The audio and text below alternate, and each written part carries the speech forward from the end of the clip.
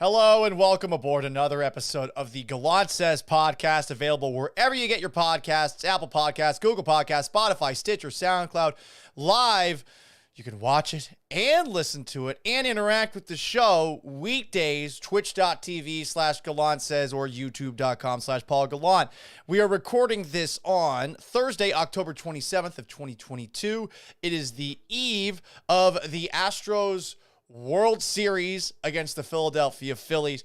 Really quickly, it is funny that baseball calls its championship the World Series when they do such a fucking terrible job of actually promoting it. Wouldn't you think that the downtime that you'd have from Sunday through Friday would be a great time to actually promote the biggest moment of your sport, especially with all this great baseball in the playoffs action that we have had? I don't know, use the momentum to keep people engaged in the sport. But nope, that would be too much for baseball, who just sits on its fucking ass, does nothing with their dick in their hands, and just basically gives you a Monday, a Tuesday, a Wednesday with no content and no buildup. You just sit back and they rest. Terrible job. The NFL does it better. The NBA does it better.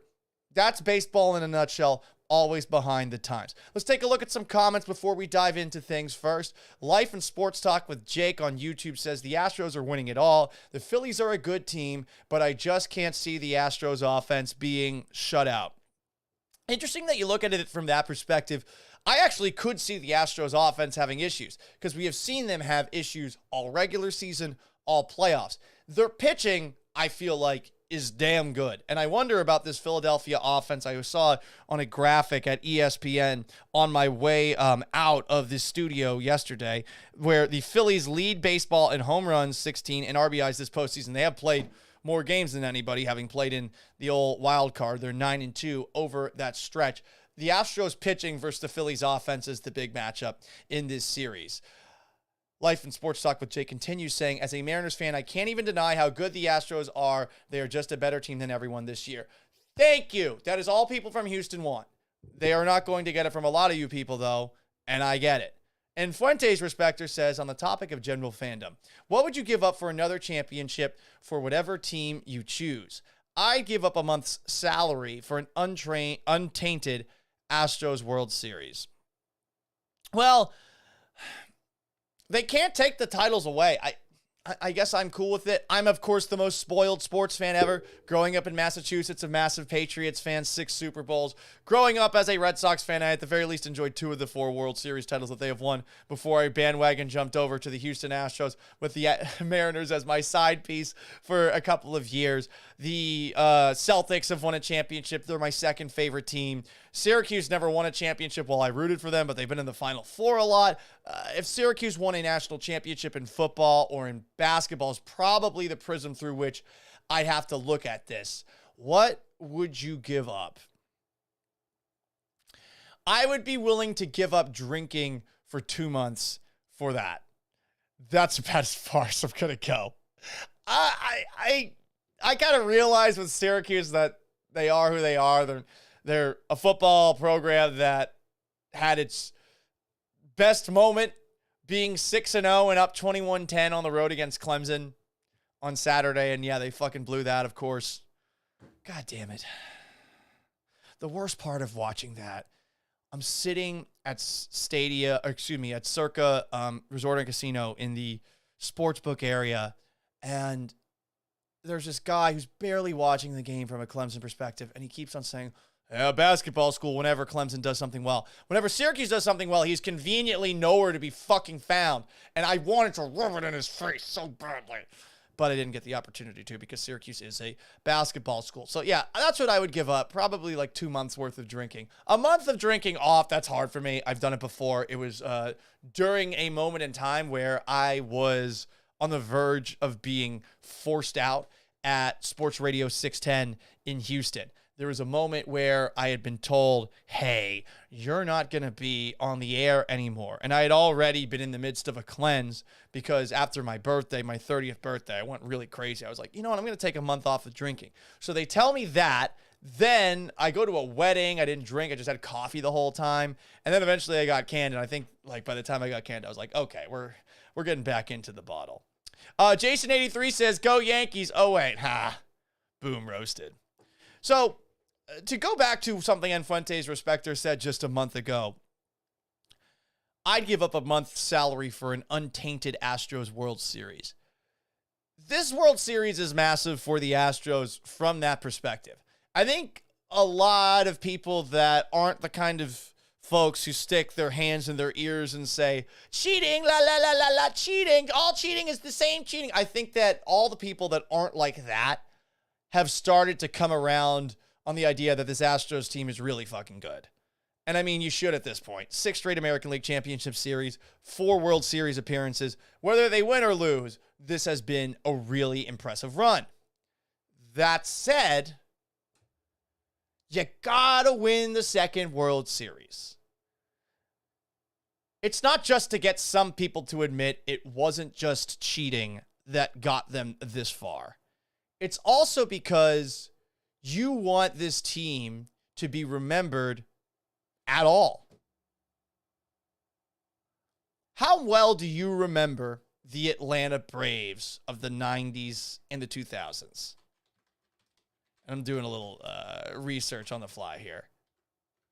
Because that was a team that you always expected to be in it at the very end.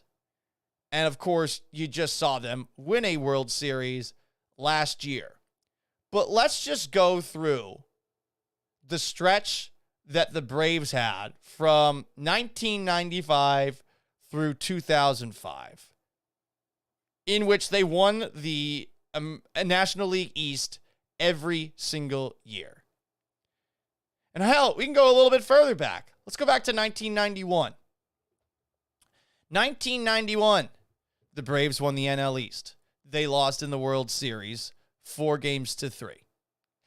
1992, the Braves were first in the National League. Check that. I did my reading wrong. Braves were first in the National League West in 1991. They lost the World Series 4-3. They were first in the National League West in 1992. Lost the World Series 4-2. They were first in the National League West in 1993.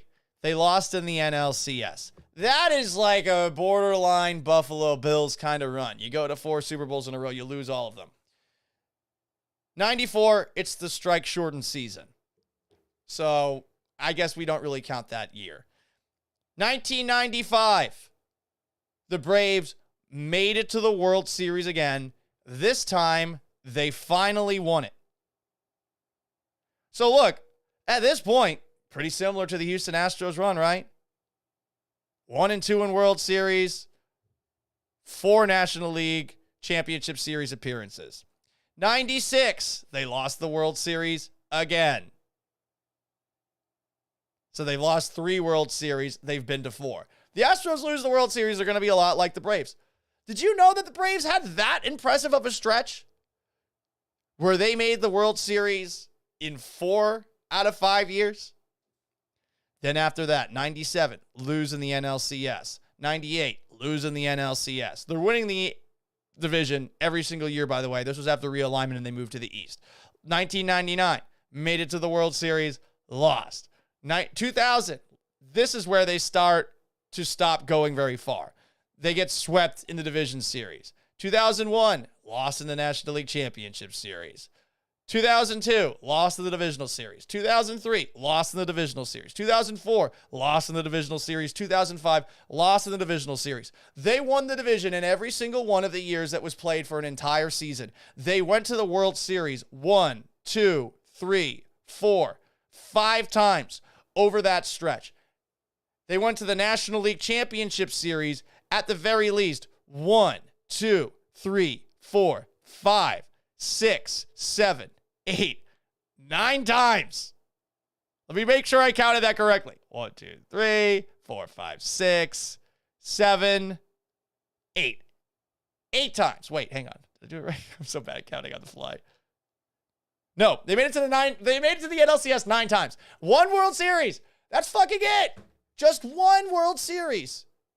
Jason83 says, reading info wrong and reporting it. You should be working in New York. Hey, motherfucker, I got to go to do the Astros media day in a couple of minutes. We're getting this thing out there. This was quick. Not as much preparation as I'd have liked. Okay, fuck off. But I love you. Thanks for watching. Thanks for listening. If you want to validate the run that you've just been on, you need another World Series title. Because do you remember that run very well? We all should remember that run. Because we all should remember at least one more Braves title. We know that the Braves were good in the 90s, but do you think of the Braves as a damn good team, or do you think of the Braves as a choke artist? You're probably halfway in between. That's what happens if you can't close the deal. And if you lose the World Series in 91, lose the World Series in 92, lose the National League Championship Series in 93, lose the World Series in 96, lose the NLCS in 97, lose the NLCS in 98, lose the World Series in 1999, lose the NLCS in 2001. It doesn't matter that you won the World Series in 1995. If that's what happens, you are not an all-time team. You are not a dynasty. You are not an all-time run. You're not what we've seen out of the Patriots the last 20 years. And that's what's at stake for the Houston Astros. So a lot of people are out there thinking to themselves, you know what? I just want the Astros to get a sweep. To win the World Series. Jeez, we're having a rough time today. I would prefer them to get the sweep, though, because the sweep has never been pulled off. For an entire postseason, no team has ever gone undefeated the whole way through since the expansion of the playoffs, including the divisional series round. That has never happened. I was shocked by that. The last time a team went through an entire postseason undefeated was 1976. It was the Cincinnati Reds. They only had to play 7 games. Since then, we have generally seen a team lose in the championship series before getting a sweep in the World Series. A couple of teams that had 11-1 records. The New York Yankees were one of them. The Boston Red Sox have had a couple of really good years too, where they cruised through the postseason. But no team has entered a World Series with an undefeated record in the postseason. The Astros are the first team to do it since the playoffs expanded, since we had the divisional series as a part of all of this. And that is really, I think, fucking noteworthy. They have a chance to make all of the history. So, of course, I want a second World Series title. I would prefer them to get the sweep, though, because that really is rubbing it in everybody's faces. Let's read some comments. Twitch.tv/ESPN975. Sometimes I'm aggressive the way I handle them. StoneJam206 says, all pressure on Houston to come through. Definitely. The Phillies have nothing to lose here. No one expected them to be here. That's how it works. StoneJam206 continues saying Houston should handle Phillies pitching staff. It isn't that great. Handling it is a strong word. This Astros offense is not what you remember it to be. I have real questions about the hitters